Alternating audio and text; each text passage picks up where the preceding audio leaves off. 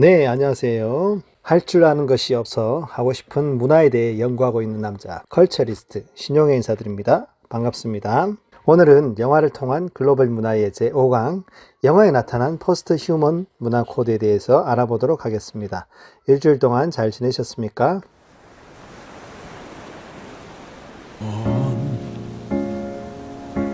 아주 멀리 있는 저 바다 끝보다 까마득한 그곳에 태양처럼 뜨겁던 내 사랑을 두고자 푸른 바람만 부는 만남도 이별도 의미 없네. 그곳에 구름처럼 무심한 이 마음을 놓아주자.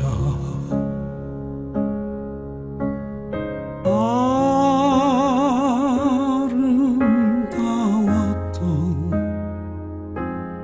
나의 모든 노을빛 추억들이 저 바다에 잠겨 어두워지면 나 우리를 몰라. 선생님, 이 고등 껍질이 스스로 우는 것을 아십니까? 얘기는 아따, 이 말은 진짜인데요. 지가 2kg 들었단께요. 짙은 어둠만 남은 시작도 그 끝도 알 수 없네. 그곳에 물결처럼 춤추던 너와 나를 놓아주자.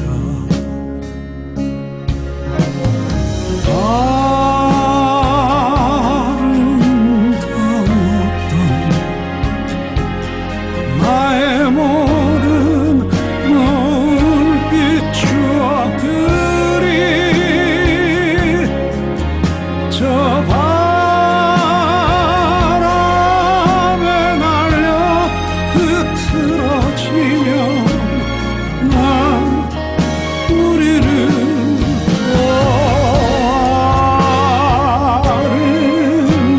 아름다웠던 나의 모든 노을빛 추억들이 저 바다에 잠겨 어두워지면 난 우리를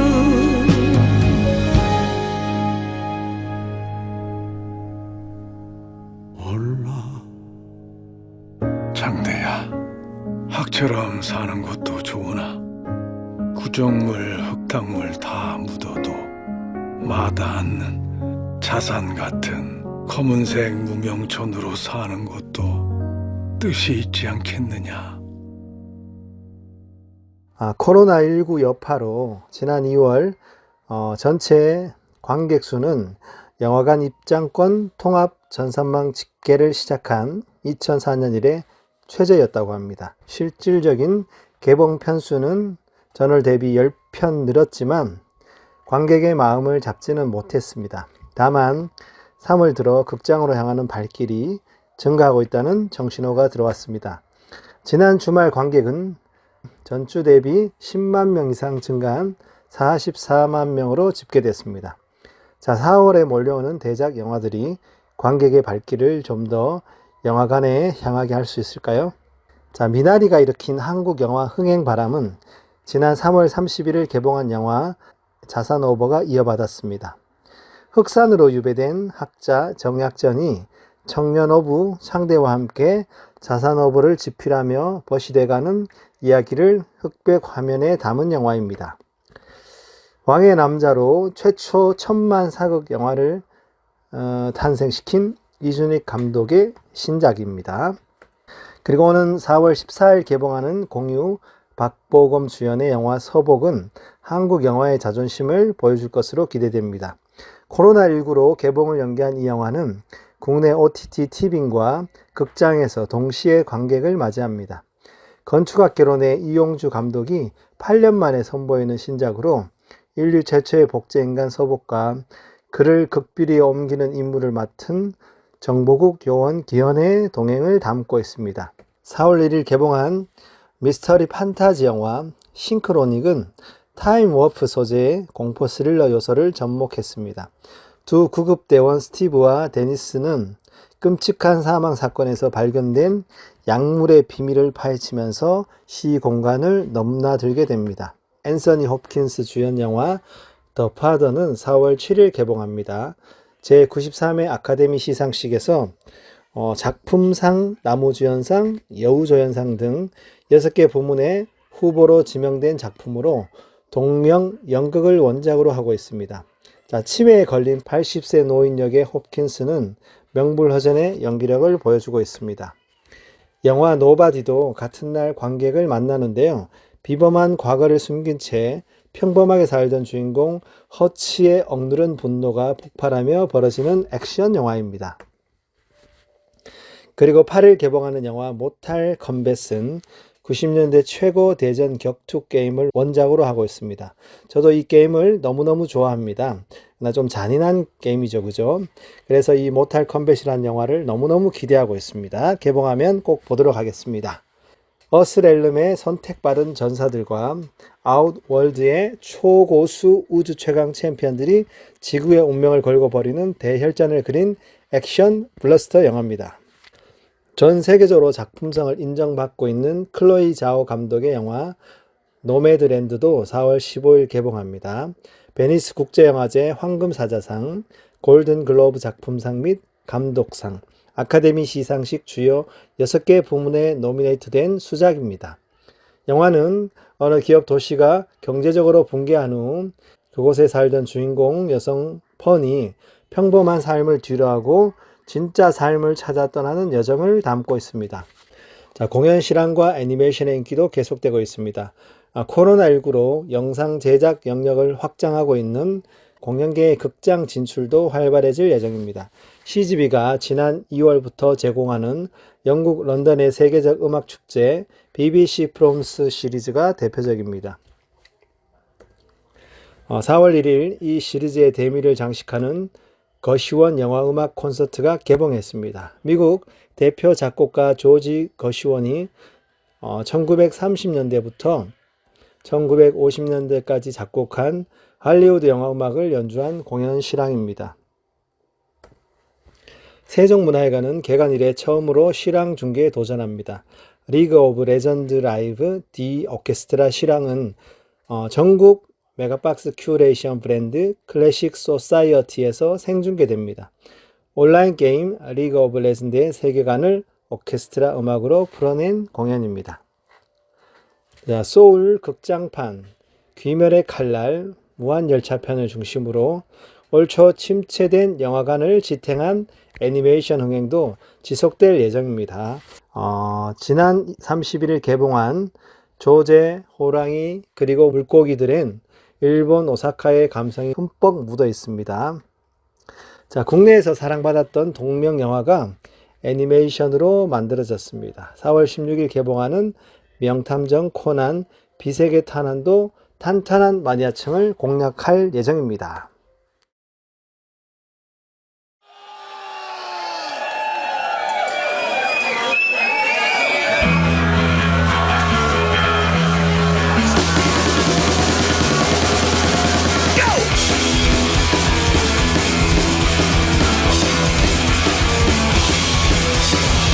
You like to gamble, I tell you I'm your man. You win some, lose some, it's all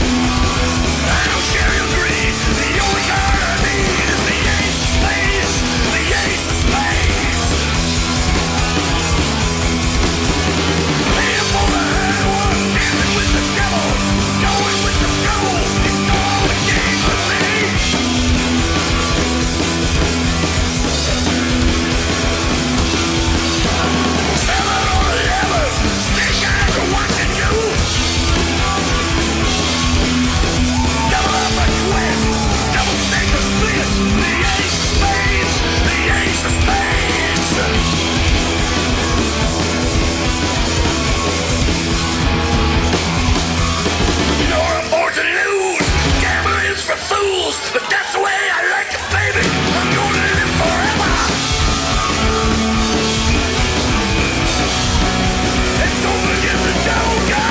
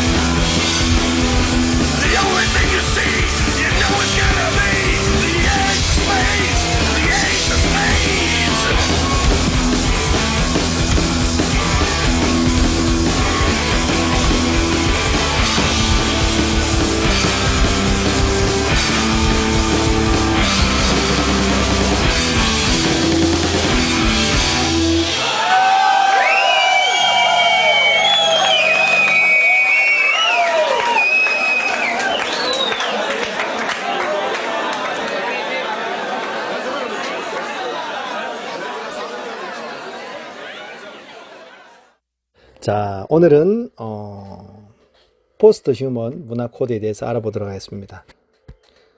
디지털 시대에 로봇 저널리즘은 매력적 분야로 주목을 받고 있습니다. 자, 로봇 저널리즘이란 컴퓨터 프로그램이 기사를 작성하는 것을 말하는데요. 이름만 보면 마치 로봇이 직접 기사를 작성하는 것 같지만 사실은 컴퓨터 소프트웨어를 활용해서 기사를 작성하는 것을 뜻하는 용어입니다. 로봇이 기사를 쓴다? 실제로 있는 일이냐고요? 언론계에 로봇 기자가 등장한 건 꽤 오래된 일입니다. 이미 로이터 통신이나 워싱턴 포스트 같은 국내외 일부 매체에서는 주식시장 시황 기사나 일기예보처럼 짧은 기사들은 로봇 기자가 작성하고 있는 추세예요. 단신 기사 한 꼭지를 1초 만에 쓸 수 있다고 하네요. 로봇이 발을 넓히고 있는 또 하나의 분야가 있습니다. 바로 자산관리 시장인데요. 로봇 투자 자문가 로보 어드바이저가 내 자산을 관리해줍니다. 그동안 축적된 투자 빅데이터와 시장 상황을 분석해서 개인에게 적합한 포트폴리오를 만들어주는 상품이죠. 최근 로보 어드바이저 관련 규제가 완화됐습니다. 자본이 많지 않은 금융신기술 스타트업, 핀테크 업체도 이 로보 어드바이저 사업에 뛰어들 수 있도록 진입 문턱을 낮추는 내용인데요. 이에 따라 현재 1조 원 규모에 불과한 로보 어드바이저 시장이 오는 2025년에는 30조 원 규모로 커질 전망이라고 하네요. 로봇이 기사도 쓰고 자산 관리도 해주는 시대, 또 어떤 변화가 나타날지 궁금해집니다. 자, 빠른 속도와 정확성뿐 아니라 기사의 가독성 측면에서도 사람 기자가 쓴 기사와 큰 차이를 보이지 않는다는 평가가 나올 정도입니다. 인공지능을 장착한 로봇 기자는 그러면 어떻게 기사를 쓰는 것일까요? 자, 로봇 기사의 작성 5단계를 보도록 하겠습니다. 로봇 기자는 기사를 내놓기까지 5단계를 거칩니다.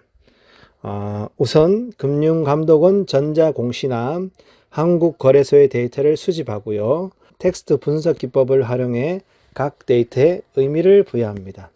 이후 추출된 데이터마다 가중치를 부여해 중요도를 선별하고요. 데이터 정제 과정이 마무리되면 기사 형태로 가공하는 게 다음 단계입니다. 기사가 전달하려는 주제와 관점을 정한 뒤 데이터를 실제 문장으로 전환하면 어엿한 기사 한 건이 완성되게 됩니다. 자, 로봇 저널리즘의 가장 큰 장점은 속도죠. 금융과 스포츠 등 다양한 데이터를 바탕으로 통계 분석이 가능한 분야에서 빠르게 기사를 생산할 수 있습니다.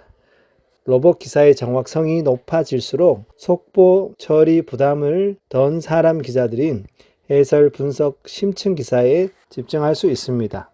전문가들은 통계 기반의 정보를 빠르게 전달할 수 있는 로봇 기자가 사람 기자의 업무를 보완하는 데 크게 활용할 것으로 내다보고 있습니다. 다만 알고리즘에 기반한 기사의 특성상 기술적 한계로 발생하는 오류를 어떻게 줄일지는 여전히 과제입니다. 2016년을 기점으로 국내에서도 증권과 스포츠, 기상 분야에서 로봇 기자를 도입하는 매체가 늘어나고 있습니다. 데이터 값이 상대적으로 단순 명료하기 때문에 AI의 알고리즘만으로도 독자들에게 정보성 기사를 생산할 수 있습니다. 미국 언론의 경우 선거 기사, 지진 예보 시스템에 로봇 기자를 투입하기도 합니다. 자, 독자들에게 로봇 기사는 여전히 생소합니다. 대신 기대치는 높습니다. 여론조사기관 한국리서치가 전국 성인 1000명을 대상으로 조사한 결과를 보면 인공지능 작성 기사가 늘어나는 것이 바람직하다는 의견은 24%에 불과했습니다. 바람직하지 않다는 의견이 더 많았죠. 42%. 반면 객관성과 신뢰도, 정확성 측면에서 로봇 기사가 낫다는 결과가 나왔습니다. 자, 로봇 기자가 한 단계 더 성장하려면 뭐가 필요할까요? 관련 업계에서는 개인 맞춤형 기사를 다음 관문으로 봅니다. 기초 데이터를 보기 좋게 가공하는 수준을 뛰어넘어 이슈와 소셜미디어 반응을 분석해 독자에게 최적화된 정보를 제공해야 한다는 것입니다. 로봇 기자는 계속 변화하는 중입니다.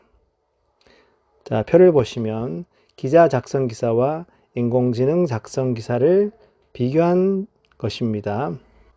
사람에 대한 이해는 기자가 쓴 기사가 낫다는 평이고요. 재미도 기자가 쓴 기사가 낫다. 그러나 심층성은 인공지능이 우세하고요. 가독성도 인공지능이 우세합니다. 정확성도 인공지능이 우세하고요. 신뢰성도 인공지능이 월등히 우세합니다. 중립성은 압도적으로 인공지능이 더 낫다고 평가하고 있습니다. 인간의 고유 영역으로 생각돼 온 예술 분야에 인공지능의 도전이 잇따르고 있습니다. 빠른 속도로 성장하는 인공지능의 예술 활동을 어떻게 평가하고 받아들여야 할까요? 박신윤 기자가 보도합니다.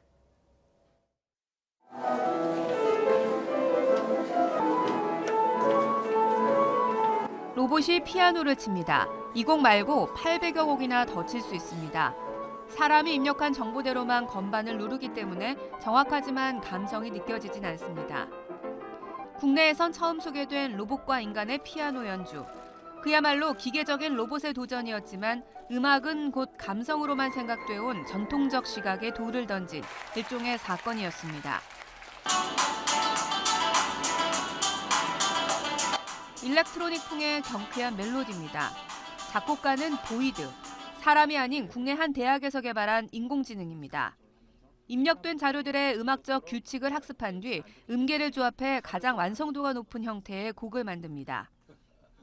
아직 편곡은 사람의 손을 거쳐야 하지만 앞으로 사람들을 제치고 게임과 광고 음악 분야를 도맡을 거라는 의견이 많습니다. 학습을 통해서 만들어지는 거기 때문에 사람들이 들었을 때 이거 뭐야가 아니라 친숙하게 다가올 수 있는 멜로디가 작곡이 가능하다는 점이 장점입니다. 이 미술 작품엔 인공지능이 적용됐습니다. 특정 책들을 인공지능에 주입해 학습시킨 뒤 인공지능이 이 학습을 바탕으로 상상하기 힘든 독특한 텍스트들을 만들어 전광판에 흘려보내는 식입니다. 예술과 인공지능의 만남은 국내에선 초보 단계지만 해외에선 활발합니다. 구글이 개발한 그림 그리는 인공지능 딥드림의 작품은 벌써 29점이 판매됐고 일본에서는 인공지능을 활용한 단편소설이 공상과학 SF 관련 문학상에 출품돼 1차 심사를 통과하기도 했습니다. 인간에게 감동을 주는 예술작품을 창작하는 인공지능 개발 프로젝트까지 시작됐습니다. 인공지능의 성과는 아직 인간의 노동력과 조작이 있어야만 가능합니다. 창작으로 볼 수 없다는 의견이 나오는 이유기도 합니다. 바둑판에다가 바둑알을 놔준 것은 사람이잖아요. 입력을 해준 것도 사람이었잖아요. 우리는 몸과 함께 결합된 인공지능이 있기 때문에 그거를 통해서 환경을 변화시킬 수 있고 그동안 인간의 반복적 노동을 대신하는 역할을 주로 했던 인공지능. 다음 단계가 창작을 향하고 있음은 분명해 보입니다. 흑감이라고 하는 것도 사실은 대단히 많은 방대한 데이터를 축적하면 그것을 조합하는 것을 통해서 새롭게 뭔가를 창조할 수도 있는 것이기 때문에 인간의 창조 영역까지 들어오는 것은 거의 시간 문제다. 싫든 좋든 예술 분야에서 인공지능의 도전은 계속되고 있습니다. 거부감을 느끼기보다는 인간만의 감성과 창의성에 더 집중하면서 인공지능을 어떻게 활용해야 할지에 대한 고민이 필요해지고 있습니다. YTN 박신윤입니다. 복제 인간이 인류 사회에 미치는 영향과 문제들은 인간학적, 윤리적, 법률적, 그리고 종교적인 장벽 때문에 쉽게 해결될 수 없습니다. 그러나 인간의 기능적인 측면을 보완하거나 인간의 노동력을 대체하는 인공지능의 발달은 현실로 나타나 4차 산업혁명의 동력으로 작용하고 있습니다. 또한 지구 환경의 위기에 직면해서 자원 개발이나 새로운 행성 개발과 같은 수요가 급증함에 따라 우주라는 환경에 쉽게 적응할 수 있는 존재의 필요성도 늘어갈 것입니다. 실제로 남극의 두꺼운 얼음 밑을 사진으로 담아내는 일이 과거에는 불가능했어도 이제는 로봇의 활약으로 남극의 얼음 밑의 세계를 들여다볼 수 있게 되었습니다. 전쟁이나 환경오염이 극심한 현장에서는 로봇의 활약이 이미 광범위한 현실로 나타나고 있습니다. 로봇이 햄버거와 커피를 만드는 음식점과 카페, 세계 IT 산업의 중심지인 미국 실리콘밸리에서 어렵지 않게 볼 수 있는 모습입니다. 그만큼 이미 서비스 로봇이 실생활에 스며들어 있는데요. 황규락 특파원이 현지에서 로봇과 함께하는 하루를 보냈습니다. 이 거리를 다니며 물건을 배송해주는 이 로봇처럼 이 로봇은 사람을 도우며 편리를 제공해주고 있는데요. 과연 얼마나 우리 일상 속에 이 로봇이 스며들어 있는지를 제가 직접 한번 살펴보도록 하겠습니다. 점심시간 손님들로 북적이는 이 햄버거 가게는 가격이 다른 곳의 반값 수준입니다. 사람 대신 로봇이 토마토와 양상추 등 각종 재료를 차례로 쌓아 햄버거를 만들어 인건비가 줄었기 때문입니다. 로봇이 손을 흔들며 반겨주는 거리의 카페로 이동합니다. 주문한 커피를 4개의 관절을 가진 로봇팔이 흘리지 않고 가져다줍니다. 세계경제포럼에 따르면 2025년에는 전체 일자리의 절반 정도를 로봇이 대신한다고 하는데요. 인공지능 기술이 발전함에 따라서 이러한 경향은 점점 더 빠르게 현실화되고 있습니다. 슈퍼마켓에서 과자와 음료 등을 고른 뒤 주머니에 넣고 나오면 자동으로 계산까지 완료됩니다. 인공지능이 천장의 카메라로 사람의 움직임을 분석하기 때문입니다. If you don't have cash, anything, you just have your phone. Anybody have a phone, so just have the app. Go in, get their stuff, get out. Boom. No lines. That's very cool. 로봇과 사람이 함께하는 세상. 상상 속의 미래가 머지 않았습니다. 미국 실리콘밸리에서 채널A 뉴스 황규락입니다. 기계와 인간의 문제에서 다뤄지는 주제는 단연 강한 인공지능을 답지한 로봇, 곧 포스트 휴먼입니다. 여기서 포스트 휴먼이란 현 인류보다 더 확장된 능력을 갖춘 존재로서 지식과 기술의 사용 등에서 현대 인류보다 월등히 앞설 것이라고 상상되는 진화 인류를 의미합니다. 지난 시간에 한번 제가 말씀드렸죠, 그죠? 생체학적인 진화가 아니라 기술을 이용한 진화를 말합니다. 자, 인간 복제가 생명과학과 유전자공학을 매개로 우생학적 인간 진화의 꿈을 말하고 있다면 복제 인간을 둘러싸고 일어나는 논쟁을 피하면서도 원하는 기능을 수행할 수 있도록 고안된 것이 바로 로봇입니다. 알파고가 대한민국의 이세돌과 중국의 커제를 상대로 벌인 각각의 대국에서 승리함으로써 직관과 창의성을 지닌 인공지능의 위력이 현실로 나타나고 있어도 의식을 가진 인공지능의 개발에 있어서는 아직 기술적으로 뒷받침하지 못해 인류가 기대하는 단계에 미치지 못하고 있습니다. 그러나 인공지능형 로봇 산업이 현재뿐 아니라 미래 사회에서 매우 중요한 의미를 갖는다는 것은 중요한 사실입니다. 인공지능을 동력으로 삼은 제4차 산업혁명은 지금과는 전혀 다른 새로운 시대를 열어줄 것입니다. 인공지능형 로봇으로 대표되는 포스트 휴먼은 인간과 기계의 융합을 바탕으로 진화를 꿈꾸는 인간의 또 다른 모습입니다. 로봇 기술의 발달은 이중적인 의미를 갖습니다. 한편으로는 로봇으로 인해서 인간은 3D 업종에서 벗어날 수 있고 작업 수행 능력을 향상시킬 뿐만 아니라 또한 보다 많은 쉼을 얻을 수 있게 되었지만, 다른 한편으로 로봇은 향상된 노동력으로 사람들의 일자리를 빼앗아 인간의 삶과 생계에 큰 위협이 되고 있습니다. 인공지능, AI의 역량이 하루가 다르게 발전하면서 미래 일자리에 대한 불안이 갈수록 커지고 있습니다. 2030년쯤이면 인공지능과 결합한 로봇이 직업 10개 가운데 3개 정도를 완전히 대체할 거라는 연구 결과가 나왔습니다. 박성우 기자가 보도합니다. 고용정보원의 미래직업 연구팀이 2030년쯤 인공지능 AI가 직업별 핵심 역량에서 인간을 얼마나 따라오는지 예측했습니다. AI와 결합한 로봇이 2030년께 기술적으로 완전히 대체할 수 있을 것으로 꼽힌 직업이 전체 직업군의 29.1%에 달했습니다. 또 국내 398개의 직업이 요구하는 역량 가운데 84.7%는 기계가 인간과 같거나 더 우수한 것으로 나타났습니다. 전문직의 경우도 전문의 70%, 교수 59.3%, 변호사 48.1% 수준의 역량이 기계로 대체될 수 있는 것으로 분석됐습니다. 국내 기업들을 대상으로 한 이번 연구 결과가 해외 AI 전문가들의 연구 결과와 큰 차이가 없는 것으로 나타나 미래 일자리에 대한 불안이 더욱 현실화될 가능성이 높아졌습니다.